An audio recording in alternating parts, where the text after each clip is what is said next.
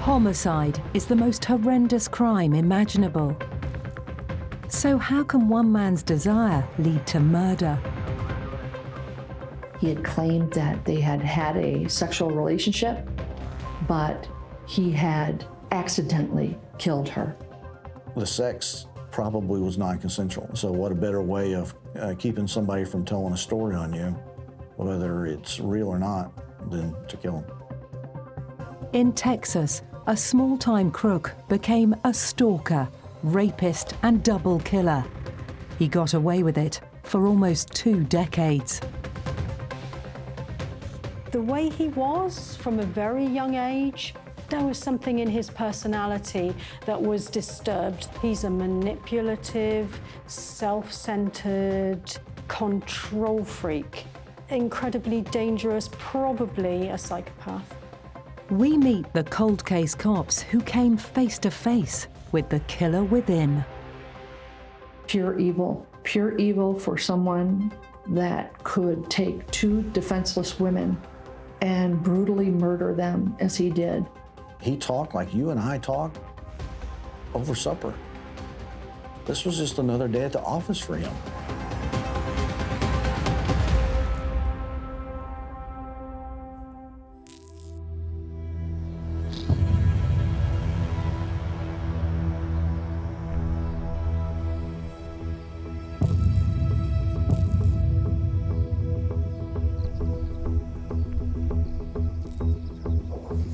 We got time. It's 5:26. This thing doesn't kick off till 6. The governor already went through with his decision. What's that? The governor? Yes, it's a go. It's going to be a go. The governor hasn't given a stay in 12 years of being the governor.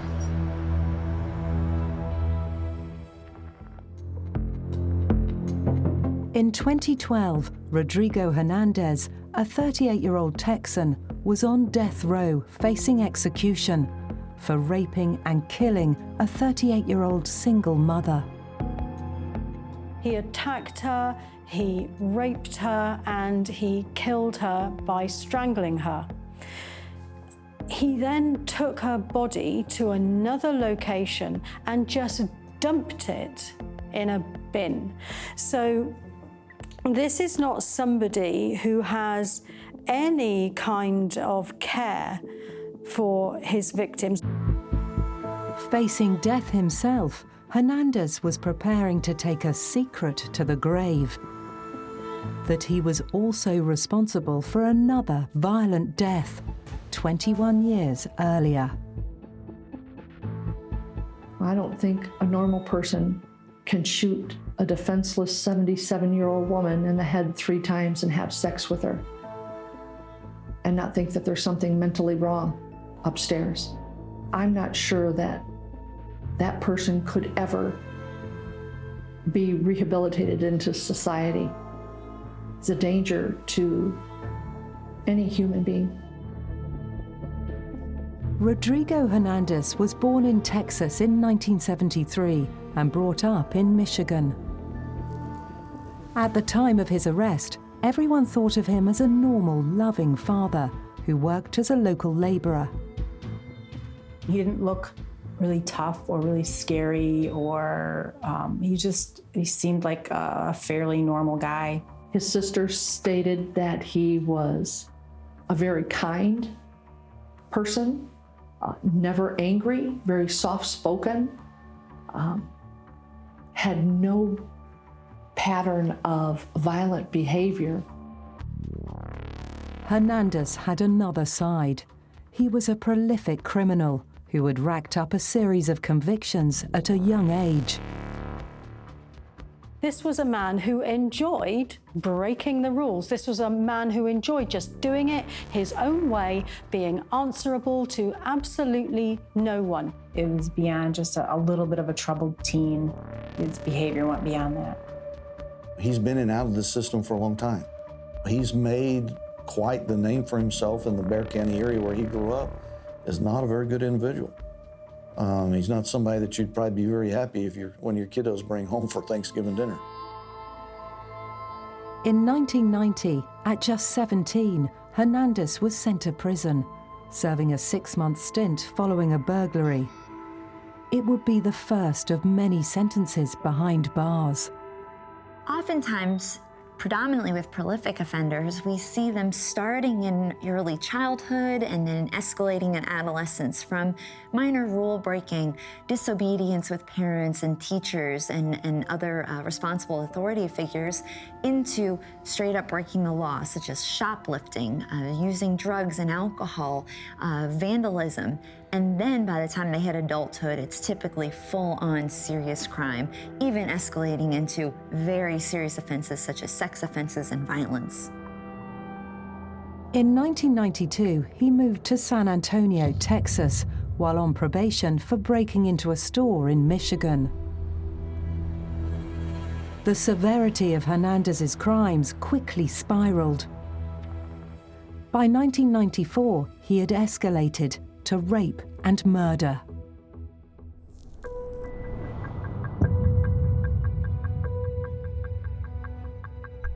Susan Verstegen was a single mother who lived in Texas, 38 years old, and employed by the Frito-Lay company, stocking shelves at various convenience stores in the area. She was a real proud mother of a 15-year-old boy who was her life. A mother, a coworker, that was just living life the day that she crossed paths with Rodrigo. In the early hours of the 18th of February, Susan had been restocking vending machines at a chain of local convenience stores where Hernandez also worked. My personal opinion is Rodrigo Hernandez had seen Susan Verstegen on a number of occasions. He had that opportunity while he worked at a grocery store. It would not be unlike Rodrigo to follow Susan to her location of where she stocked shelves. I'm certain that her schedule was pretty much very similar on a day-to-day basis, and encounter her as she came out of that store by herself in the dark and got into her own vehicle. Hernandez followed her with only one thing on his mind: sex. Somebody who will stake out a victim, stalk them, know their moves, and then attack them really speaks to the fact that he was trying his best to get what he wanted in the easiest way possible. He may have had more interest in this specific victim, but ultimately, rather than trying to get to know her or to woo her to him, he decided the best way was to, go about it aggressively, forcefully, and to do what he wanted without any concern for her feelings or what was going to happen to her. If I was guessing on why Rodriguez killed her, like most, either has some type of issue or was afraid somebody was going to tell, which would lead me to believe that the sex probably was non-consensual. So what a better way of keeping somebody from telling a story on you, whether it's real or not, than to kill them. Hernandez then dragged Susan into her car, where he attacked, raped, and strangled her. Hernandez, when he was strangling Susan, he may have been strangling her whilst he was raping her, may have done it afterwards, but there would have been a point when he knew she was dead or unconscious, and he just carried on. Strangulation is one of the most personal and sometimes intimate ways that someone could kill another person. Other types of crimes and ways of killing somebody, such as poisoning or explosives, you can do from a distance, and you may not even see the person die, which makes it a lot easier to commit. And so with Susan, where he got to know her a little better by stalking her, he actually wanted to commit the murder in a more intimate way by strangling her. After he killed Susan, Hernandez dumped her body in a garbage dumpster outside a nearby church, where she was found the following afternoon. Well, this would be very difficult for San Antonio police because you potentially have 3 crime scenes. Obviously, you have the last place that Susan is known to have frequented, and that would be leaving place of employment, the grocery store in which she stocked the shelves. Secondly, the location where her body is found. And third, where her vehicle is found. Because where her vehicle is found is the last place that the suspect was. Investigators spent days scouring the scene for clues as to who could have committed this horrific crime. There was no DNA evidence on Susan Verstegen's body. However, her vehicle had DNA evidence on a seat, which is believed to be semen, and also fingerprints were found inside her car. The police cross-checked the fingerprints and DNA to their records, but didn't find a match. They had no idea who Susan's killer might be. It seemed like Hernandez had got away with murder. I'm not sure that you could describe him any other way than pure evil for the actions that he has done. In 1994, the investigation into the rape and murder of Susan Verstegen, a 38-year-old mother from San Antonio, Texas, had gone cold. After the murder, she was dumped in a large garbage can, a dumpster. She was reported missing, and then she was ultimately found sometime later. The event wasn't witnessed. There was limited evidence at the time. This case went unsolved for approximately 10 years. They were able to obtain some DNA, but again, at this particular time, DNA is in its infancy. We don't have the database back then like we have now. Thanks to an entirely different crime committed in Michigan, police were about to finally catch their killer. Having evaded justice for Susan's killing, Hernandez spent the rest of the 90s between Michigan and Texas. He continued to work as a laborer and roofer, and in 1996, he became a father. However, the criminal activity didn't stop, and by 1998, 25-year-old Hernandez was in prison for a 3rd time. In 1998, Rodrigo beat a man almost to death with a bottle, and he was sent to prison for over 3 years. Because he was such a prolific criminal and such a prolifically violent man, it was only a matter of time before his DNA was going to be on the database, and that's exactly what happened.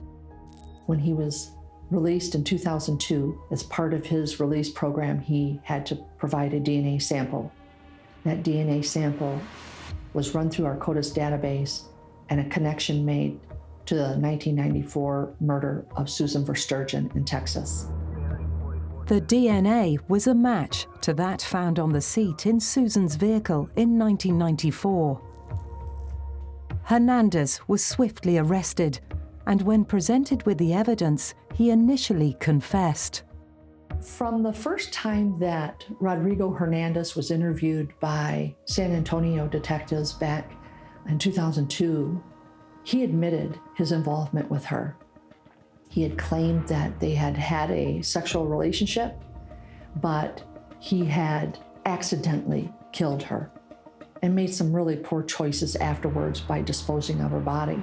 When asked why he would have committed these brutal murders, Hernandez responded that he was high on marijuana and he had some drinks that night. But there are many people who use marijuana and have alcohol and would never go on to commit such heinous murders. This seems like an excuse for his behavior. Substance misuse is never the only factor in any offending. There are always other factors that need to be considered, and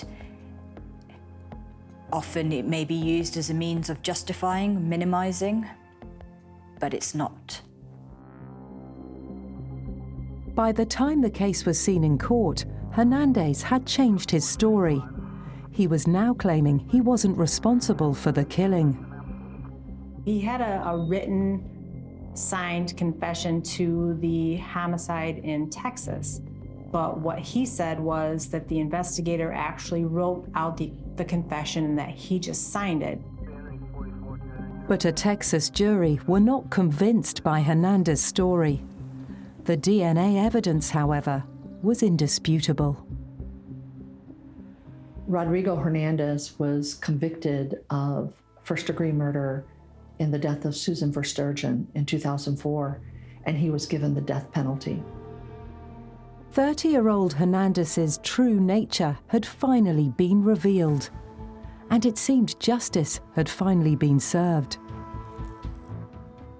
But unknown to the cold case team, Hernandez held another dark secret, buried deep in his past.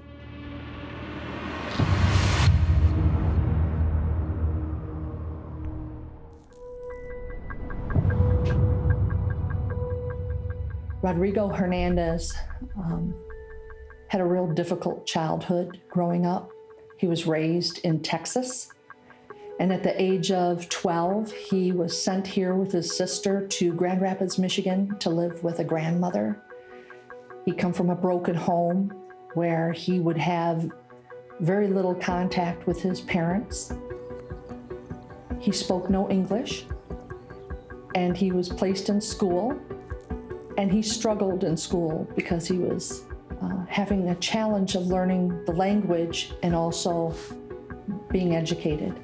And so it was an uphill battle for him, and an alternative schooling was suggested.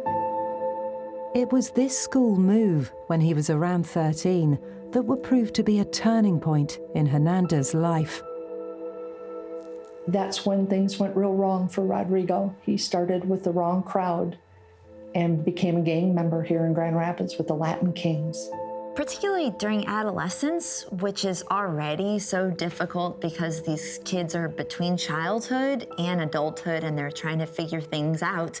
When you add in additional circumstances, such as moving, such as disruption in the family, there's an increased need for support and attention. And if you're not getting it from a friend group that's pro-social, it may be easy to fall into a gang where they want you to break the rules. They want to give you positive affirmations for doing the wrong thing. And it may feel more natural and like they fit in, particularly for kids who feel like they don't fit in anywhere else. By his description, he wasn't supervised a lot. Although he lived with his grandmother worked a lot to support the kids, and he was without supervision a lot of the time. So he was kind of left to fend for himself, and the gang was kind of how he filled in those kind of relationships. There is a sense of brotherhood, fraternity, if you like, and within that friendship, a sense of belonging. Within the gang, essentially the reinforcement that we're here for you. We've got your back. You don't need to worry about anything or anyone else. It was as part of the infamous Michigan gang that Hernandez got his first taste of violent crime. He's a product of his environment. He's a product of the people that he ran around with. I've said this my whole life. My dad has told me this my whole life. Garbage in, garbage out. You lay with a dog long enough, you get its fleas. You're gonna end up doing what everybody else is doing because that's what you've been desensitized to, that's what you've become used to, and that's what it's become in the world that you live in, sometimes to survive. I think the gang involvement that he was involved in when he was a teenager kind of upped the seriousness of his behavior beyond just, maybe destroying a few things or stealing. He had some assaultive crimes in his background. So I think it was beyond just a little bit of a troubled teen. Hernandez strikes me as the type of person who got involved in this life of crime and then just really saw no exit. If anything, he kept escalating his behavior. He got the positive reinforcement from the gangs and from crime and from doing things that made himself feel good regardless of how it impacted others. So it seems like that just took over his life and he acted upon it without any concern or regard for the consequences of his actions. It wasn't long before Hernandez elevated his crimes to a new level and let the killer within out. It's about power and control and domination. And Hernandez clearly wanted to dominate a woman. Rodrigo Hernandez had been sentenced to death for the rape and murder of Susan Verstegen in 1994. In 2009, Hernandez would once again be implicated in a violent murder, this time in his hometown of Grand Rapids, Michigan. A murder that had taken place almost 20 years earlier, on the 8th of September 1991. Detective Erica Fannon and Detective Sergeant Sally Walter worked on the case. It was on a list of cases, our cold cases, that were unsolved. And so typically we would open these cases and look at the physical evidence and read through the investigation and decide whether or not there was anything at that time that we could do to further investigate the case. And in this particular case, there had been no witnesses to this murder, but there was physical evidence that was recovered. The murder in question was the assault and shooting of an elderly woman on the streets of Grand Rapids. Her actual cause of death was a gunshot wound to her head. She actually suffered from 3 different gunshot wounds to her head, one of which was fatal. She had major concussion and fractures to the front of her face, so she'd been beaten. The victim was 77-year-old Grand Rapids local Muriel Stopka. In a chilling echo of Susan's murder, the small amount of physical evidence meant the case went unsolved. There was a male DNA profile that was recovered, but it was an unknown male. And so when we opened up that case, we had no idea who that male was. What happened between 1991 and 2009 was that the DNA analysis, the DNA process became more sensitive, and it became easier to, with a smaller amount of DNA, to be more specific and to be able to enter those samples into the national database. Despite previous dealings with Hernandez, at the time of the murder, Michigan police had no reason to link him to this killing.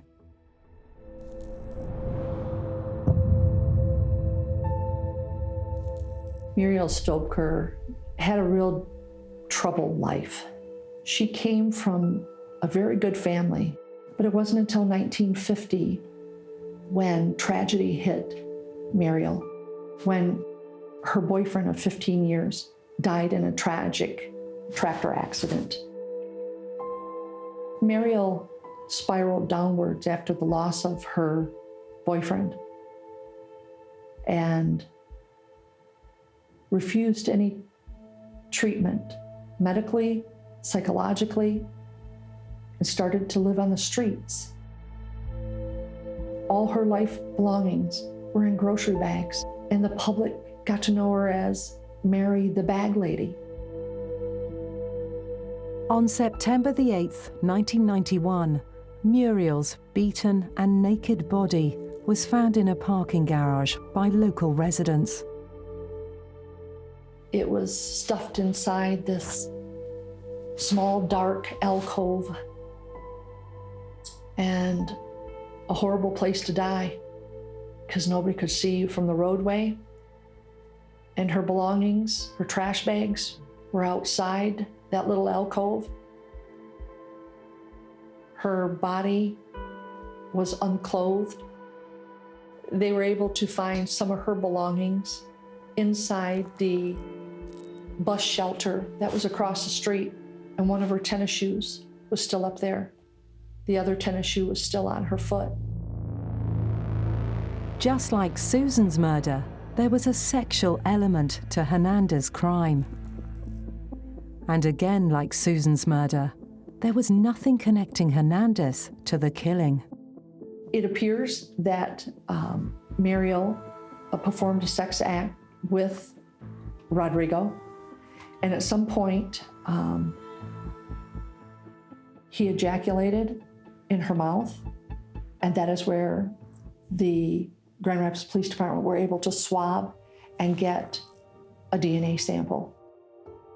Outside of that DNA sample, there are no other pieces of evidence that had any connection to Rodrigo Hernandez at that scene. It's unlikely that Hernandez planned out his murder. It seems more likely that while he was engaged, particularly in the sex act, and aroused, he was acting on other urges. He almost got a rush out of it, and it was just something that was totally the cherry on top of the crime that he was committing, and he felt that that was the reason for committing such a violent act against such a vulnerable victim. Muriel was older and frail, and at the time that Hernandez attacked her, he was a teenager.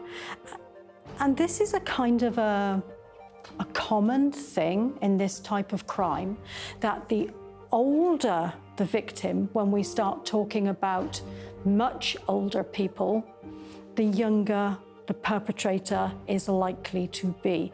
And the reason for that is that older women are less able to fight, are much easier to overpower. When he killed Muriel, teenager Hernandez was still a part of the Latin Kings. The sexual assault and murder of an elderly woman would have lost him credibility within the gang. I can't imagine that every gang member goes out executing 77-year-old women. The Latin Kings would have never accepted him having sex and executing a 77-year-old woman.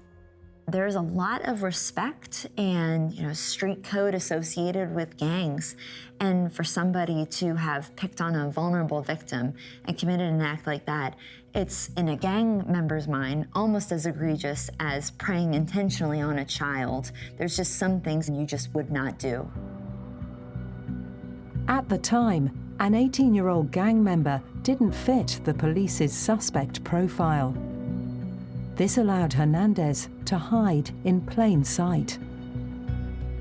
Back in 1991, the original investigation, they actually opened a grand jury investigation into that murder. So they really focused a lot on other people that were similar to her, when in reality, they were focusing on completely the wrong type of person. He was absolutely the complete opposite of the people that they were looking into back in 1991.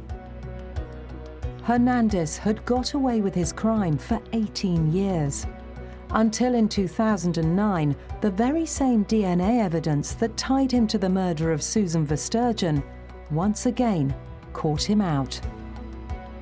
After the DNA evidence was resubmitted for analysis, and it was then brought up to the standards in 2009 to be entered into the national database. It was compared to all DNA samples in the national database, and that's when it matched to a DNA sample that had been provided by Rodrigo Hernandez when he was released from a Michigan prison in 2002. With this fresh evidence, Michigan police were now desperate to question Hernandez about Muriel's murder. Erica Fannon traveled to Huntsville, Texas to meet with Hernandez, who was on death row for the murder of Susan Verstegen.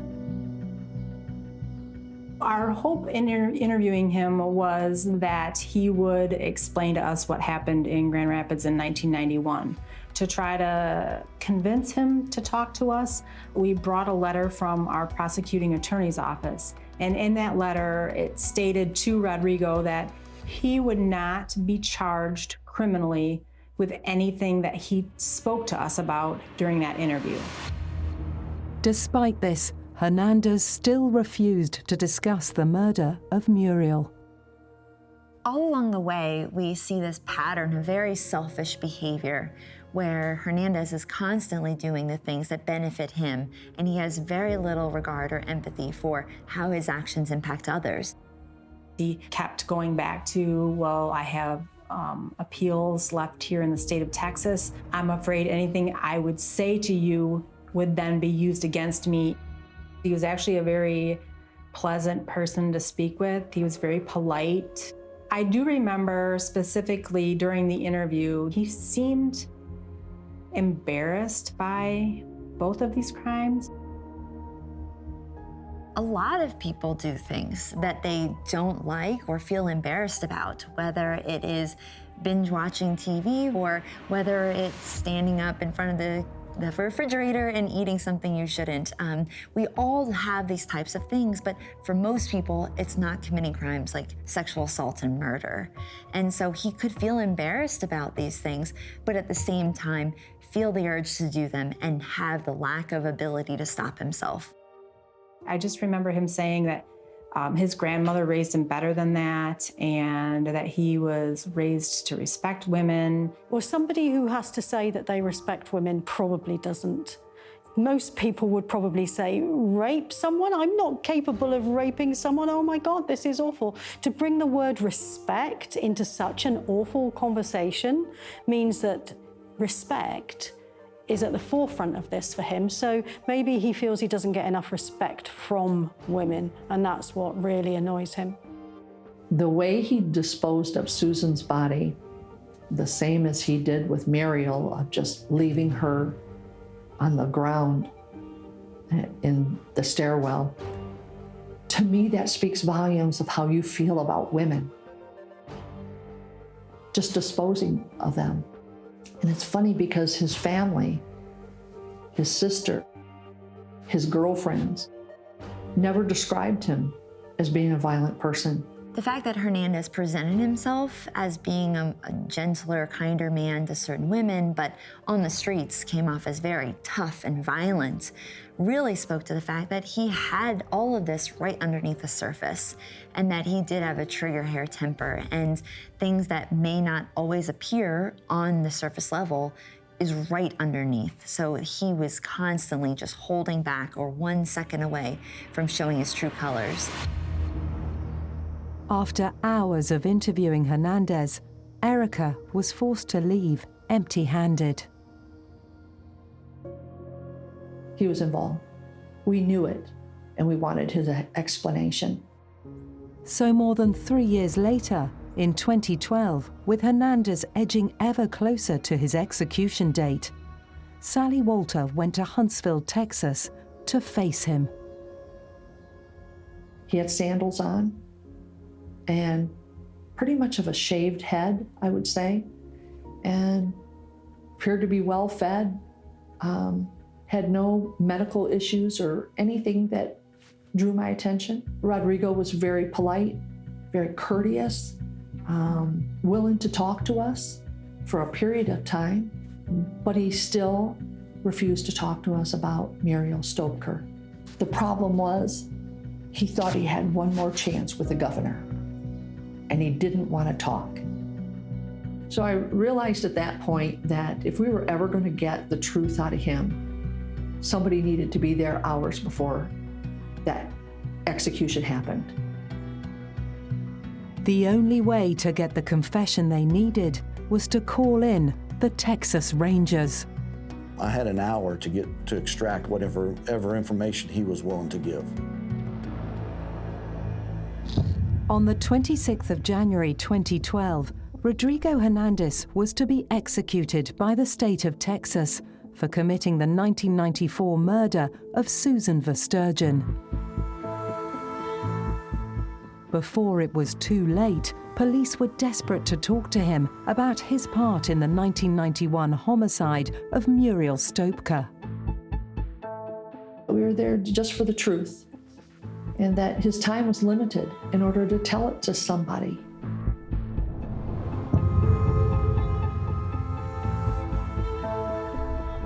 Time was now running out for detectives to confirm Hernandez was Muriel's killer. Their last opportunity to get the confession was Texas Ranger Steve Jeter. This was a last-ditch effort of the investigators that were working some unsolved murders to bring some closure to some families. You know, originally went in to visit with him around noontime. He wasn't ready to talk. I went back to visit with him at 5 o'clock, so I knew I only had an hour to visit with him before the execution process would start, because there wasn't going to be a postponement. What time is it? We got time. It's 5:26. This thing doesn't kick off till 6. The governor already came with this decision. What's that? The governor? Yes, it's a go. It's going to be a go. Okay. The governor hasn't given a stay in 12 years of being a governor. With less than an hour before his execution and all his options exhausted, Hernandez finally opened up about both murders. As he sat in his chair behind the bars, I sat a chair in front of him, and I leaned forward to it like this, and we visited and got the information that we needed. So I just worked. Mm-hmm. And something bad happened. Right. I'm sure you did. But she got up my hand. Right. And I panicked. Mm-hmm. And I didn't know what to do, man. How did she die in your hands? I was panicked. Did you hit her in the head? Did you strangle her? Or how did she die? From strangulation? What'd you have around her neck? Nothing. Your hands? Why were you doing that? Was it just a fetish that you do, or did she make you mad, or what? Oh, man, I don't know what to do, man. You know? Right. Okay. Well, tell me about Michigan. Tell me what happened up in Michigan. He talked like you and I talked over supper. It wasn't a big deal to him. This was just another day at the office for him. His voice didn't go up, his voice didn't go down. We maintained eye contact. There was no emotion, but we just carried on a conversation like two guys talking at a bar. How long from the time that you shot her, or how long from the time of having oral sex, from the time that you shot her? Right, it was happening, right? I would have that gun and it just went off, man. So you had the gun in your hand were you forcing her to use? If Mariel went willingly down into that alcove to provide a sex act for him, why would she leave her tennis shoe in that bus stop? To me, that weapon that Rodrigo Hernandez had was used to take Mariel down into that alcove and force her to perform sex on him. I don't think it was a voluntary option on Mary's part whatsoever. 20 bucks, man, but God, it's not a second, man. It wasn't like, you know what I'm saying? It was had in my pocket and it was falling down, like my pants. Okay. And I went to grab it, and I grabbed it, hammer, man. And when I grabbed like this, boom, it went off. And what did you think after that happened? Did it scare you? Yeah? Yeah. Is that the first time you'd ever killed? What did it feel like? No, man, I didn't know what to do, man. Right.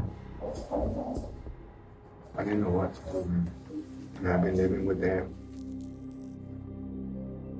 He still wasn't being truthful. I'd believe that story if Mariel Stoker had not been beaten and if she hadn't been shot 3 times in the head. Some people are particularly adept at keeping very sizable and bad secrets to themselves. But this is something that's a vulnerability, and police will often try to exploit to get a confession out of a killer because they know that it could be very difficult to hold on to. So he was very good at this, but he didn't quite keep it all a secret. He was able to confess in a way to the crimes. He just denied some of the responsibility and blamed it on either the victims or accidental circumstances as a way of minimizing his involvement, regardless of how involved he truly was in the offense. You sure can. Go ahead. I want to tell her dad loves her, and don't worry about me, and keep your head up, and I love you. Okay. This concludes the interview. It is January 26, 2012, a Thursday at 5:32 p.m. Hernandez's time was finally up. My last memory of Rodrigo is him in the death chamber, strapped to the bed, with his arms stretched out and with needles inserted in both of his arms, looking over to the window, saying bye to his family, and basically told the warden he was ready. He went to sleep, he snored a little bit, and didn't make another sound. At 6:09 p.m. on the 26th of January 2012, Rodrigo Hernandez was put to death by lethal injection.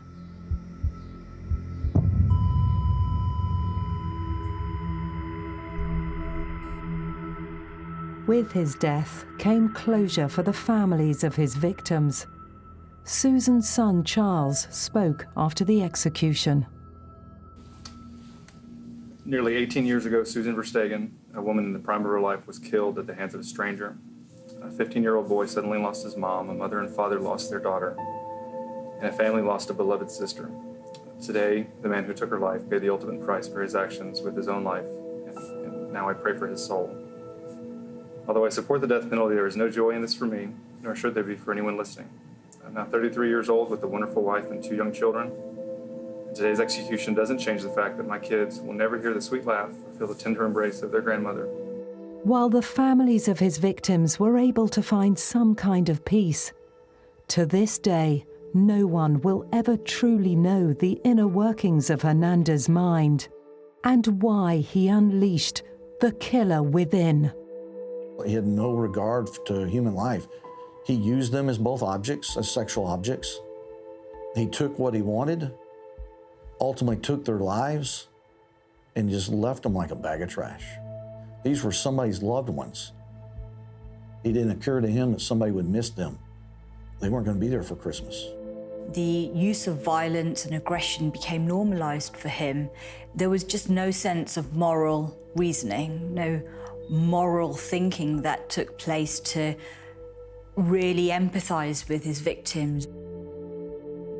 When I received a phone call from Texas Ranger Steve Jeter, who told me Rodrigo Hernandez was just executed, I felt some justice for Muriel and obviously for Susan. But I drove then to Muriel's family's home and told them what had occurred. And although they had felt closure years ago, knowing she was at peace and not walking the streets, they were really appreciative to know that they had received justice, although delayed, but somebody remembered the bag lady.